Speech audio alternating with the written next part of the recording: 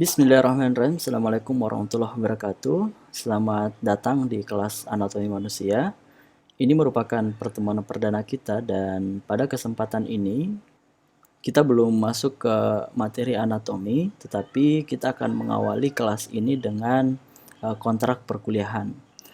Kontrak perkuliahan meliputi penyampaian metode pembelajaran, penyampaian evaluasi dan penilaian pembelajaran, serta outline yang akan kita bahas atau garis besar program pembelajaran yang akan kita bahas di kelas anatomi nantinya. Baik teman-teman, di kelas anatomi kita akan belajar selama 16 kali pertemuan yang akan kita bagi 14 kali pertemuan pembelajaran atau penyampaian materi dan 2 kali pertemuan masing-masing untuk ujian tengah semester dan ujian akhir semester. So, sebelum ujian, masing-masing terdapat 7 pertemuan pembelajaran. Dari 7 kali pertemuan tersebut, kita akan membagi part, 3 kali menggunakan video pembelajaran, dan 4 kali menggunakan video conference. Sehingga teman-teman diharapkan memiliki beberapa aplikasi atau platform pembelajaran yang nantinya akan mendukung proses pembelajaran kita di kelas anatomi. Platform pembelajaran yang akan kita gunakan yang pertama adalah Google Classroom, di mana pada platform ini teman-teman akan mendapatkan modul materi berdasarkan pertemuan di setiap sesi, dan juga di platform ini teman-teman bisa memantau task atau penugasan, juga bisa melihat evaluasi atau nilai yang teman-teman dapatkan di setiap task yang diberikan. Platform yang kedua adalah platform berbagi video YouTube. Karena beberapa materi akan saya buat dalam bentuk video dan teman-teman bisa menyimak materi dan juga akan linked ke Google Classroom. Selanjutnya adalah aplikasi Zoom Meeting. Ini akan kita gunakan dalam hal pelaksanaan video conference untuk beberapa pertemuan. Jadi mohon disiapkan juga untuk aplikasi Zoom Meeting-nya ya. Itu untuk platform yang akan kita gunakan. Poin yang kedua adalah metode pembelajaran. Khusus di kelas anatomi ini, teman-teman akan disajikan materi dengan beberapa metode. Metode pertama yang kita gunakan adalah video pembelajaran. Bentuknya seperti ini, saya menjelaskan materi dalam bentuk video dan teman-teman bisa menyimak materinya dan bisa diulang kapanpun teman-teman butuh untuk mereview materinya. Tentu ini bentuk pembelajaran yang juga bisa meminimalisir penggunaan kuota bagi teman-teman karena videonya akan dibuat lebih ringkas, lebih padat dan to the point pada subpokok bahasan anatomi yang harapannya teman-teman bisa kuasai pada poin tersebut. Metode kedua adalah video interaktif atau video conference, di mana kita melakukan proses pembelajaran secara virtual tetapi live dan kita bisa berdiskusi langsung melalui video conference tersebut. Lalu yang tidak kalah pentingnya adalah metode SCL atau Student Centered Learning. Ini juga akan kita adopsi ke kelas anatomi karena mengingat materi anatomi ini sangat banyak ya, sehingga teman-teman diharapkan lebih aktif dalam menelusuri referensi-referensi dan materi di luar kelas sehingga wawasan teman-teman terkait anatomi itu diharapkan dapat lebih luas dan dapat menguasai materi anatomi manusia ini dengan baik.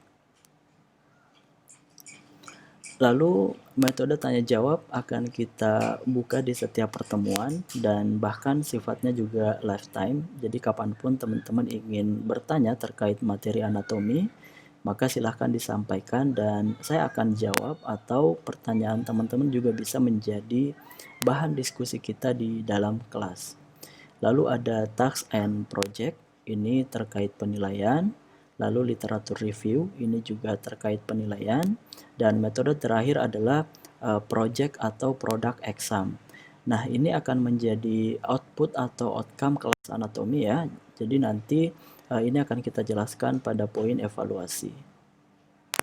Nah, poin ketiga untuk kontrak perkuliahan ini adalah penilaian atau evaluasi, di mana ada beberapa item penilaian untuk kelas kita yang dibagi secara persentasi. Pertama yaitu penilaian absensi atau kehadiran teman-teman. Nah, ini poinnya kita ambil 5% dari jumlah kehadiran teman-teman, tapi perlu digarisbawahi bahwa capaian kehadiran harus di atas 75%. Jadi teman-teman yang tidak hadir dan tanpa keterangan sebanyak 5 kali, maka tidak berhak untuk mengikuti ujian atau project examnya. Lalu item penilaian selanjutnya adalah kuis 10%, kemudian tugas mandiri juga 10%, dan tugas kelompok 15%. Untuk ujian tengah semester, poinnya 25%, dan untuk ujian akhir semester kita ambil 35% untuk nilai akhirnya. Dan kabar baiknya untuk kelas anatomi ini ya, kita meniadakan UTS dan UAS. Jadi tidak ada ujian berbasis tes, tetapi kita ganti dengan project atau product exam, di mana pada product exam ini teman-teman diharapkan menghasilkan output atau outcome setelah mengikuti kelas anatomi ini. Nah, untuk bentuk produk atau project examnya itu akan kita diskusikan atau akan kita sampaikan pada pertemuan selanjutnya. Itu untuk poin penilaian.